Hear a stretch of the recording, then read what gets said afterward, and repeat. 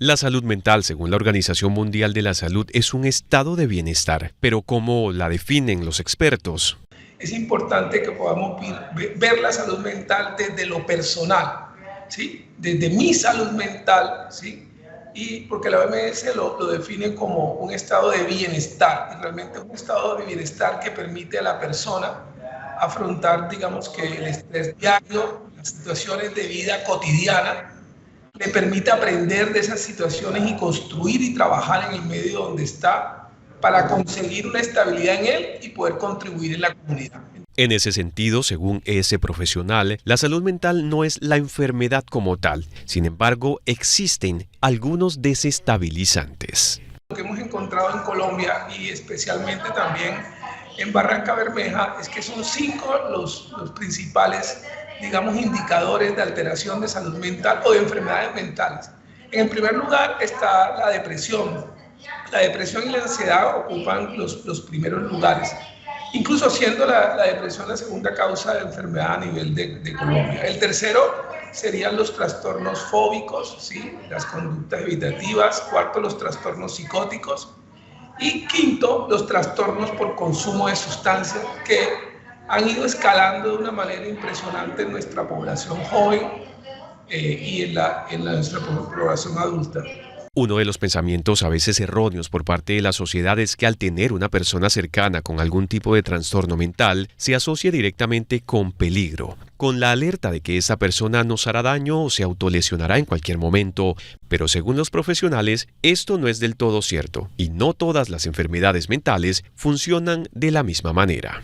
La mayoría de las personas que tienen un problema de enfermedad mental podrían tener, no quiero decir que la tengan, podrían tener mayor posibilidad de hacerse daño a ellos, se llama autoagresión, o en casos también muy contados de agredir a otras personas.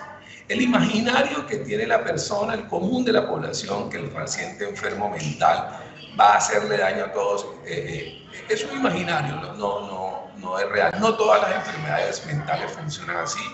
Sin embargo, explicó que hay determinantes que se relacionan principalmente con el suicidio, uno de ellos la falta de oportunidades laborales y verse estancado en una sociedad donde piensa que no puede avanzar. ¿Cuáles son los determinantes de la salud mental? Que muchas veces la población no los entiende, los líderes no los entienden, y es la pobreza, ¿sí? La carencia, la educación centrada en el maltrato, ¿sí? La no oportunidad laboral, la no atención afectiva y relacional del niño desde temprano, ¿sí? El hambre, o sea, son condiciones determinantes de los factores biopsicosociales de la enfermedad de salud mental. Pero el no querer vivir esas situaciones puede sumergir a las personas en algunas adicciones y pueden evolucionar a la idea de no querer vivir a nivel general. Muchos pacientes que están viviendo situaciones, digamos, que consumen alcohol y consumen sustancias, y eso cambia la estructura del cerebro y propicia los intentos de suicidio o el suicidio consumado,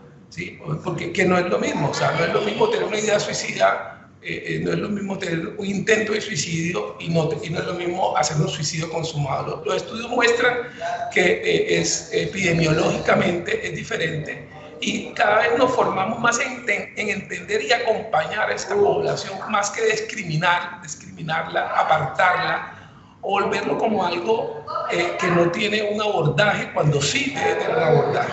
Sin embargo, en muchos casos esto es silencioso. Pero ¿cómo podría un familiar identificar que una persona necesita ayuda? Normalmente la persona deja de ser el mismo que era antes, ¿sí? Se comunica menos, ¿sí? Hay una especie de aislamiento, ¿cierto?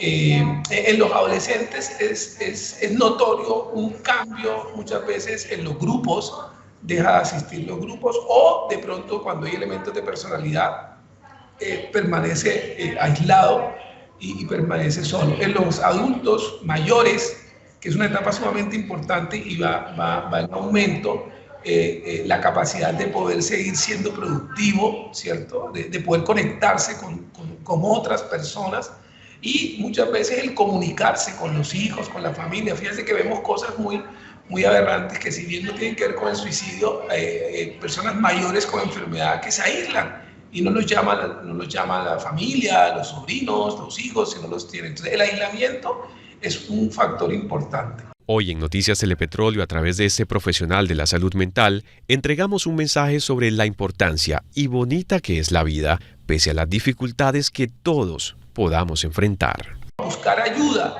para hacernos ese momento y esas estrategias más agradables e importantes.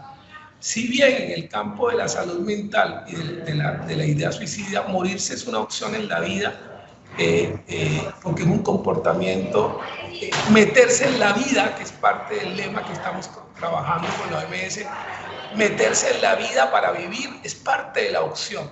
Entonces, uno no se debe sentir mal por tener una enfermedad o una condición, ¿sí? La idea es que busquen personas que les puedan ayudar, no solamente en el campo médico es muy importante, y el campo de la salud mental es importante, pero hay asociaciones, hay grupos, hay espiritualidad cuando la persona puede ayudarlo. No se cierre, que no se quede encerrado, busque ayuda